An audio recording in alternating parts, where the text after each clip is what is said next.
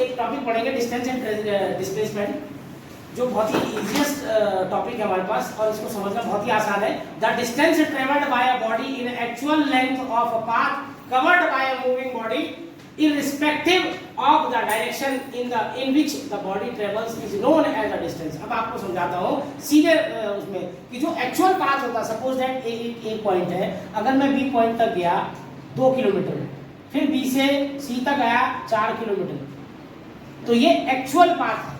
और अगर मैं यहाँ से वापस भी चला गया तो फिर उसके बाद टोटल डिस्टेंस काउंट होगा 2 + 4 6 और 6 6 12 किलोमीटर। तो ये एक्चुअल पाथ हो गया। जो एक्चुअल पाथ होता है that is called a distance. अब हम इसी के बारे में बात करेंगे कि डिस्टेंस जो होता है स्केलर क्वांटिटी होती है। स्केलर क्वांटिटी के बारे में बताया जाएगा। उससे पहले मैं आपको बताता हूँ कि डिस्प्लेसमेंट क्या होता है। डिस्टेंस तो एक्चुअल पाथ होता है, जो एक्चुअल पाथ होता है that is called a distance. अब डिस्प्लेसमेंट के बारे में बात करते हैं कि when a body moves from one position to another position, the shortest straight line distance between the initial position and the final position of the body along with the direction is known as the displacement। अब यहाँ पर देखो इसी example में समझते हैं कि suppose that मैं ए से बी तक गया 2 किलोमीटर, बी से सी तक गया 4 किलोमीटर, ठीक है। और अगर मैं यहाँ से अगर मैं डिस्टेंस की बात करूँ तो टोटल डिस्टेंस हो जाएगा, total distance equal to A B plus B C, और अगर मैं वापस भी आया हूँ तो इसमें होगा सी बी प्लस बी ए। तो यहाँ पर देखो ए बी कितना था 2 + 4 + 4 + 2 यानी कि 12 किलोमीटर हो गया टोटल। अब अगर डिस्प्लेसमेंट में इसको समझे तो डिस्प्लेसमेंट में शॉर्टेस्ट वे होता है। अब शॉर्टेस्ट वे मतलब इस पॉइंट को मिला देंगे। ये देखो सबसे ज्यादा शॉर्टेस्ट वे हो गया।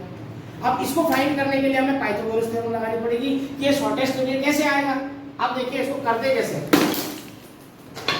इसको करने का एक तरीका है जो मैं आपको बताता हूं। According to Pythagoras theorem, Pythagoras theorem क्या कहती है, हाइपोटेनस का square AC square equal to AB square plus BC square. अब AC स्क्वायर की वैल्यू मुझे पता नहीं है, AB स्क्वायर का मुझे पता है कि 2 की पावर 2 + 4 की power 2। AC square equal to 4 + 4 16 यानी कि AC स्क्वायर इक्वल टू 20 हो गया। अब आपको ये ध्यान रखना है कि जब मुझे स्क्वायर रिमूव करना है, अगर मैं स्क्वायर रिमूव करना चाह रहा हूं तो इसको आगे अंडर रूट लग जाएगा, तो इसकी जो एक्चुअल पाथ आ जाएगा वो √20 आ जाएगा। इसका मतलब ये डिस्प्लेसमेंट हो गया। अगर हम इसको निकालना चाहें तो इसको और अच्छे तरीके से निकाल सकते हैं। मैं आपको ये भी दिखा सकता हूँ कि अगर हम ऐसे कोई नंबर आ जाए तो उसका पॉइंट में कैसे निकाल सकते हैं। तो पॉइंट में निकालने का एक तरीका होता है, इसके सबसे नजदीक का हमने अंडर रूट देखना है। सबसे नजदीक का अंडर रूट कितना है, √16। अब 16 के साथ अगर हम 4 को ऐड कर देंगे तो 20 हो जाएगा। लेकिन अब हमें क्या करना है, क्योंकि हमने इसको प्लस किया है, अब इसको हम क्या करेंगे, इस तरह से लिखेंगे। 16 + 4 है तो इसको लिखेंगे √16 का जो अंडर रूट होता है वो 4 होता है, +4 अपॉन 2 × 4।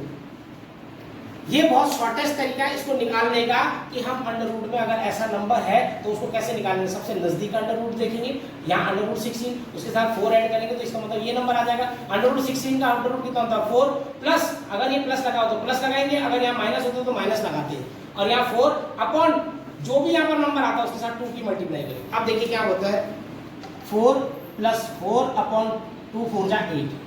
अब यहाँ इसको सॉल्व करेंगे, 8 4 जा 32 + 4 अपॉन 8 कितना हो गया 36 अपॉन 8। अगर मैं 8 से 36 को डिवाइड कर दूं, 8 से 36 को डिवाइड कर दूं, 8 4 जा 32 4.5। देखिए एग्जैक्ट इसका 4.5 इसका स्क्वायर रूट है, मतलब √20 का जो आएगा 4.2।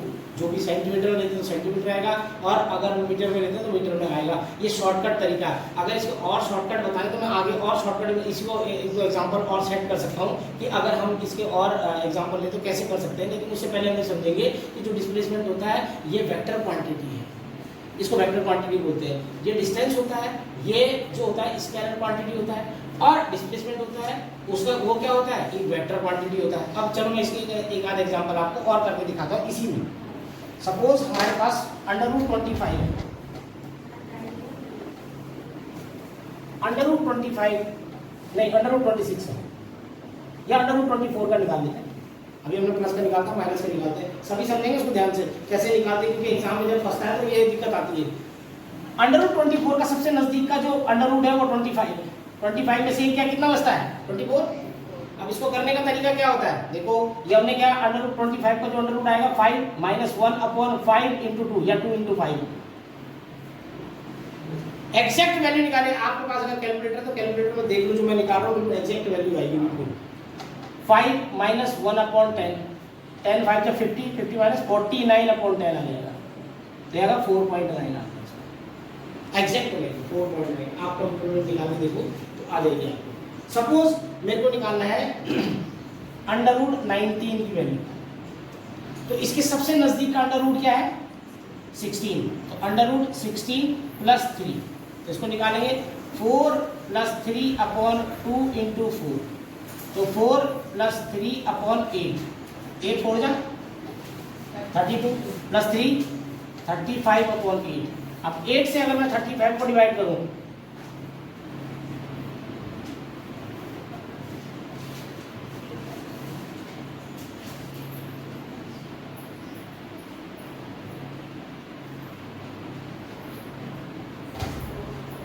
लगभग 4.37 इसकी एग्जैक्ट वैल्यू।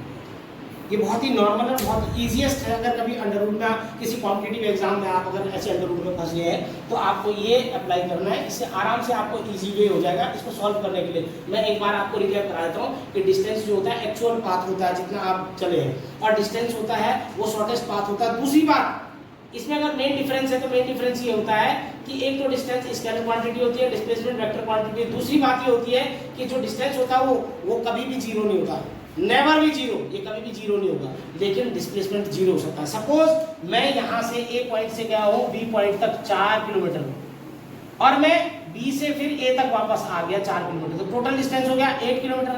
लेकिन अगर मैं डिस्प्लेसमेंट की बात करूँ, क्योंकि मैं 4 किलोमीटर गया था फिर मैं वापस उसी पोजीशन में आ गया, तो डिस्प्लेसमेंट जीरो हो जाएगा। अपनी पोजीशन में जिस पोजीशन से मैं था उसी पोजीशन में अगर मैं वापस आ गया तो डिस्प्लेसमेंट जीरो हो जाता है। लेकिन डिस्टेंस कभी भी जीरो नहीं होता है, किसी भी कंडीशन में डिस्टेंस कभी भी जीरो नहीं होगा, बट डिस्प्लेसमेंट जीरो हो सकता है। मैंने ये नहीं कहा कि होगा, लेकिन हो सकता है। अगर हम यहाँ पर रुके तो तब डिस्प्लेसमेंट सपोज दैट 3 किलोमीटर आ गया 1 किलोमीटर, तो इसका मतलब हम क्या है डिस्प्लेसमेंट फिर कितना रह गया 1 किलोमीटर का रह गया 1 किलोमीटर, क्योंकि हम 1 किलोमीटर अभी अवे हैं वहां से, दूर है, ठीक है ना। लेकिन अगर मैं डिस्टेंस की बात करूं तो 4 किलोमीटर हम गए थे, फिर 3 किलोमीटर तो 7 किलोमीटर हो जाएगा। ये बिल्कुल मतलब स्पष्ट बात है कि जो दोनों में होता है डिफरेंस जो होता है, सबसे पहले तो आपको ये ध्यान रखना है कि डिस्टेंस जो होता है एक्चुअल पाथ होता है और डिस्प्लेसमेंट होता है वो एक्चुअल पाथ नहीं होता, शॉर्टेस्ट पाथ होता है। और डिस्टेंस कभी भी जीरो नहीं हो सकता, लेकिन डिस्प्लेसमेंट जीरो हो सकता है, होगा ये कंफर्म नहीं है, लेकिन हो सकता है, ये पक्की बात है। और डिस्टेंस स्केलर क्वांटिटी है, डिस्प्लेसमेंट वेक्टर क्वांटिटी है।